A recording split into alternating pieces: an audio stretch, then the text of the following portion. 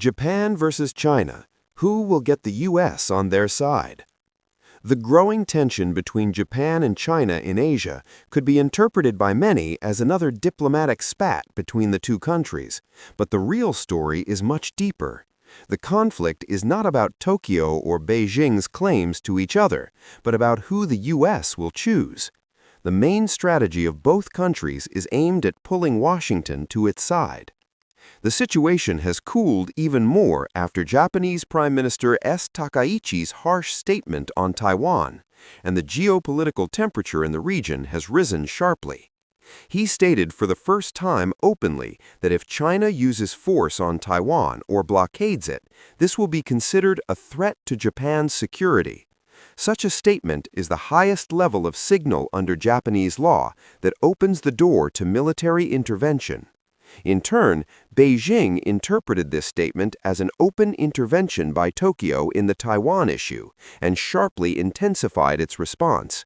First, it froze cultural exchanges, then imposed economic restrictions, and directed warships and fighter jets to the waters near Japan.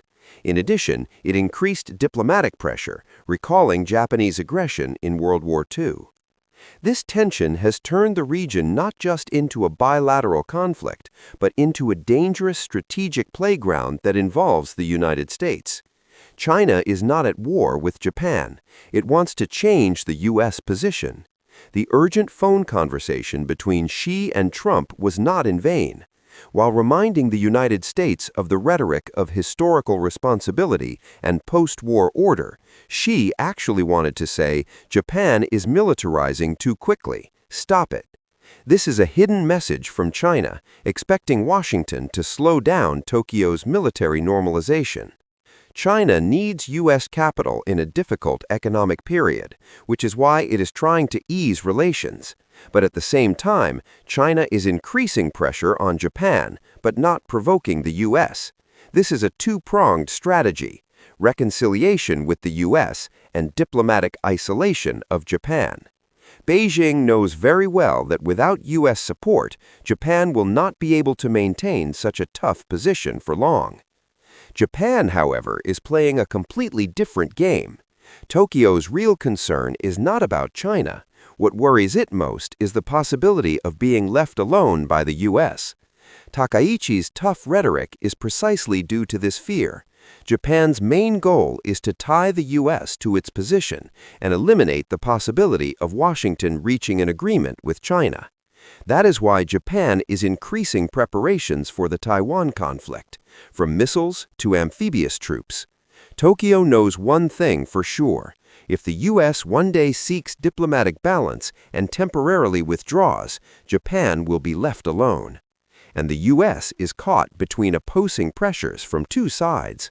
Washington will not abandon Japan, but it does not want to escalate tensions with China either. The United States has three important goals today. 1. Restore economic stability with China. 2. Strengthen Japan as a pillar of regional balance. 3. Eliminate the risk of a major conflict over Taiwan. But the problem is that these three goals are contradictory. If the United States tries to appease China, it will offend Japan. If it supports Japan, stability with China will be undermined. As a result, Washington remains at the center of geopolitical tension. This complex situation has accelerated Japan's military normalization, put China on the diplomatic offensive, and forced the United States to maintain a dangerous balance between the two. A false signal or a wrong strategic decision on all three sides could provoke a major conflict. Tensions over Taiwan have reached their most critical level yet.